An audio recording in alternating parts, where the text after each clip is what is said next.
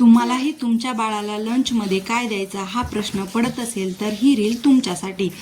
मी 2 बटाटे उकडून त्याला मॅश करून घेतला आहे। त्यामध्ये चवीप्रमाणे मीठ, थोडी हळद, बारीक चिरलेला कांदा, मिरची, कोथिंबीर घालून घेतली। त्याला तडका देण्यासाठी मी तडका पॅनमध्ये तेल घालून त्यामध्ये जिरे, मोहरी आणि लसूण घालून त्याला तडका देऊन घेतला आणि ते सारण छान असं मिक्स करून घेतलं आणि नंतर कणकेची छान अशी पारी तयार करून घ्यायची आणि त्यामध्ये बटाट्याचं सारण भरून छान असा पराठा लाटून घ्यायचा आणि त्याला गरम तव्यावर तेल किंवा तूप लावून शेकायला ठेवायचं।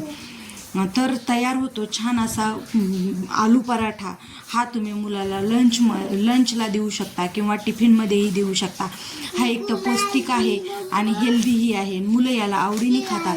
चला तर मग व्हिडिओ आवडला असेल तर व्हिडिओला लाईक, चॅनलला सबस्क्राईब करा। Bye bye.